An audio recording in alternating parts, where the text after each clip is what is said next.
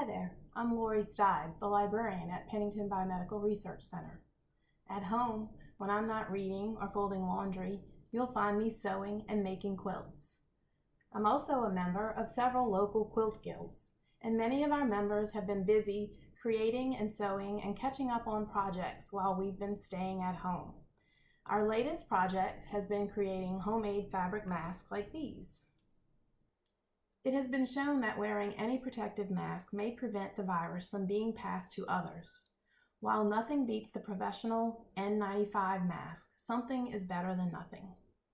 With the mask shortage happening now, requests for fabric masks are being made by hospitals, clinics, home care facilities, and service organizations like law enforcement, social workers, grocery store, and restaurant employees.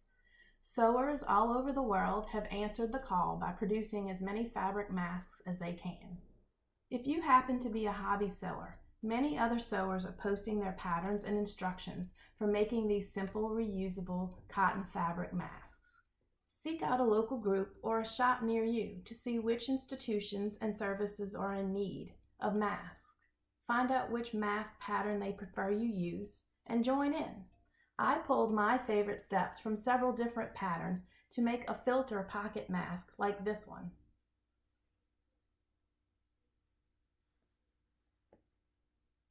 If you are not a sewer, don't despair. You can still make your own cloth or paper mask at home using everyday household items.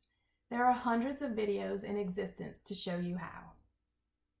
Look around your house for a spare bed sheet or a pillowcase, a t-shirt, a bandana, vacuum cleaner bags, coffee filters, even a paper towel will do.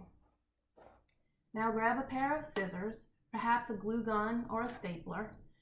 Find some hair elastics or maybe a couple of rubber bands. Get creative with what you have around the house. The simplest route, tie a scarf or a bandana around your head. Finally, when making or using your homemade mask, here are some things to remember. Wash your hands well before making your mask. Wash your hands before putting the mask on. When removing the mask, do not touch the front of the mask with your hands. Take it off by the ties or the elastics. The pattern that I like to use uses 2 pieces of fabric. Finish the edges and sew across the top and across the bottom, leaving a hole.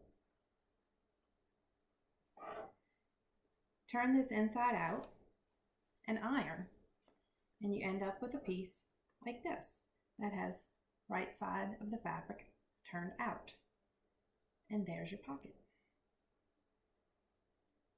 Once you have your fabric ironed and folded over, it's time to make the pleats. Fold one over, and you fold another over, pin,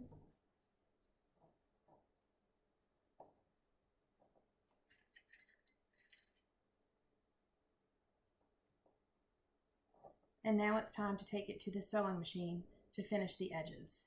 A simple stitch is all that's required to finish the edges.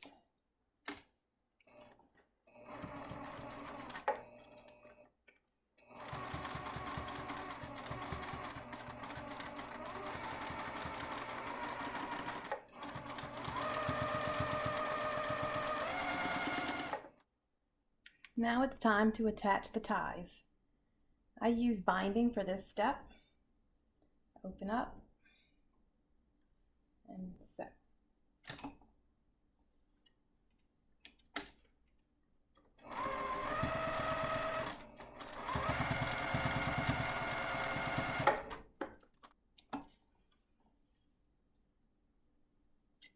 Fold over and then start at the top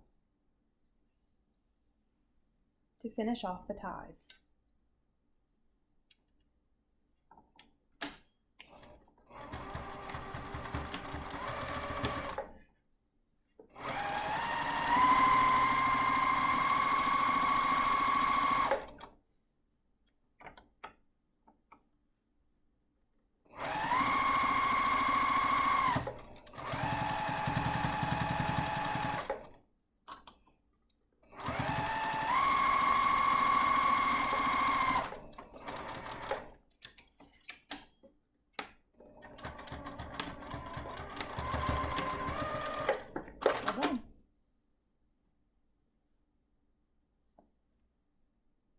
hope you found these tips helpful.